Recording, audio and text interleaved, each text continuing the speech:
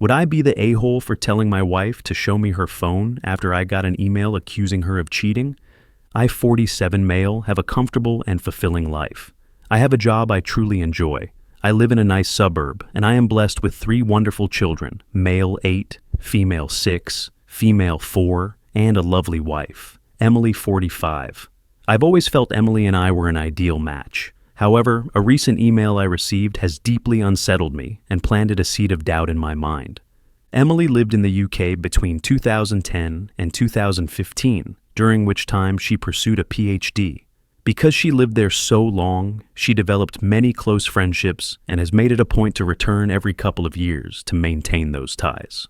This past August, she traveled to the UK for 3 weeks to attend the wedding of one of her close friends. After some consideration, we agreed that it would be best for me and the children to remain at home, as I could not take that much time away from work, and the children were unlikely to enjoy such an event.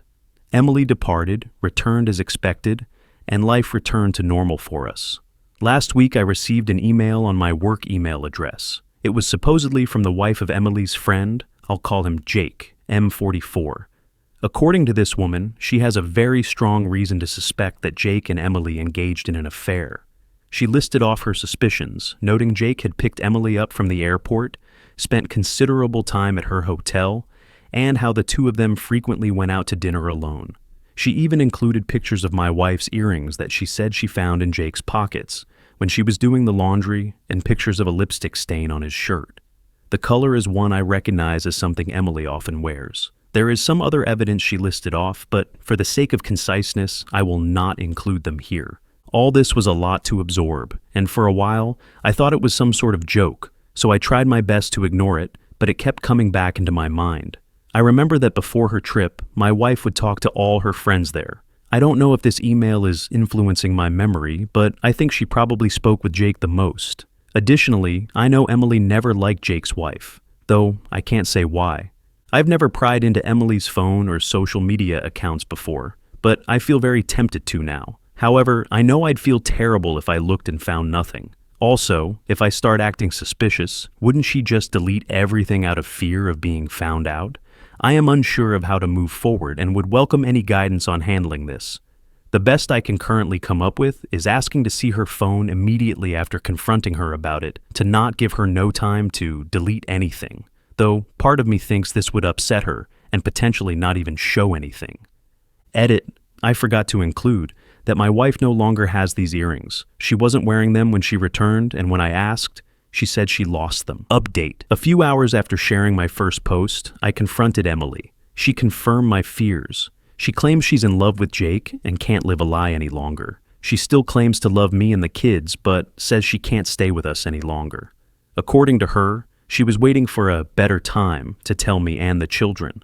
This has been going on since March, with Jake flying out here occasionally and Emily secretly meeting him. We're getting divorced. Emily is moving to the UK soon. She confirmed that in August, in addition to the wedding, she attended a job interview, and she's set to start around the new year. She's already applied for a British visa. She plans to live with Jake once she moves. As for custody, Emily is voluntarily surrendering her chance of full custody. She doesn't want to uproot the kids, so they'll stay here in Canada with me. There's a part of me that appreciates that decision, but there's also the part that is astonished at how easily she's walking away. She wants to pay child support, but I'd rather raise my children without her financial influence. That said, the court will likely insist on support, regardless of my feelings. Emily is also seeking structured visitation rights, which, given the circumstances, will likely be granted. Based on what I've been told, the court generally leans toward arrangements that allow both parents to maintain relationships with the children, even when one is relocating to a different country. The lawyers are still working out the details, but it seems she'll have visitation during school breaks and holidays, with the possibility of virtual calls in between. I've been keeping things as amicable as possible, and the more cooperative I am, the more Emily seems to agree with my demands. We are also discussing the future of our home. Emily has expressed a desire to sell the property and divide the proceeds. While I am reluctant to part with the family home, it is unlikely I have much of a choice since it was bought during our marriage. For now, our lawyers are still working through the details, and no final decisions have been made. Given the situation, it could be a good while before we reach a resolution. In the meantime, I've been advised not to make any major financial moves. As much as I want to stay here with the children, I know selling is most likely inevitable. As of this writing, Emily is in an Airbnb, and Jake has flown here to stay with her. They plan on traveling to the UK at some point shortly. My lawyer tells me that adultery isn't grounds for special treatment when it comes to custody or property division. Therefore, it won't influence how assets are divided unless marital funds are directly involved. Emily likely used money from her account. Unless it can be proven she used our joint finances to fund the affair, it's unlikely this will make any difference in court. I have been in regular communication with Jake's soon-to-be ex-wife, Eleanor, primarily through email, and more recently, we've spoken over the phone a few times. Eleanor apologized, saying she felt guilty for telling me about the affair, and worried that if she hadn't, maybe my marriage could have been salvaged. I reassured her that, for me, the gravity of the situation made divorce inevitable, and I'd rather not remain in the dark about something of this significance. She even sent me messages and other evidence of their relationship. But since Emily is openly admitting to the affair, it doesn't matter in the context of the law. Eleanor has also told me a lot about Jake. Apparently, this is the third time he's cheated on her, and she's had enough. There's no chance of reconciliation this time, she says, and he doesn't seem interested in trying. She mentioned that Jake has zero desire to raise children who are not biologically his, which explains why Emily's not fighting for custody. Eleanor's divorce will most likely be much longer and more drawn out than mine, given that both she and Jake want full custody of their children and can't agree on several other issues. I haven't had much time to process everything. These past 2 weeks have felt like a blur in every way, but one thing I can say with certainty is that I have nothing left for Emily.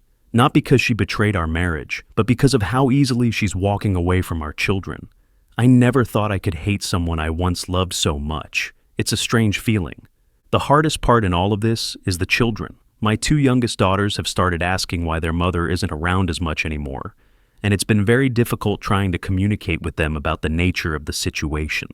My eldest seems to understand a little more, and as a result, he has become quiet and withdrawn. I'm fortunate to have a family that has been incredibly supportive so far. My children have received numerous thoughtful letters from some of their cousins, which I've been reading to them each night. All my siblings have also sent gifts for the kids, and one of my brothers, along with his wife, drove up to visit over the past weekend. My sister-in-law even prepared plenty of food, some of which is still in the freezer. They also kept the children entertained while I met with my lawyer. My other siblings have also offered to come by and look after the kids whenever I need them. Beyond that, my parents have been calling daily to check in on us, and my 78-year-old mother has already made plans to stay with us for 2 weeks in November to help around the house. The collective effort of my family has made this experience much more bearable, and I'm deeply grateful for all their support. To everyone who encouraged me to speak with Emily after my last post, I'm grateful. I was tempted to ignore Eleanor's message, but it kept gnawing at me. Your advice gave me the courage to act. Emily has shown herself to be a liar, and I do not doubt that her idea of a better time was simply when it would cause the least inconvenience for her and Jack. Thank you very much for listening or watching. It helps to support this channel either way. We greatly appreciate it. Please like and subscribe to further support and not miss another story. Until next time, have a great day or night.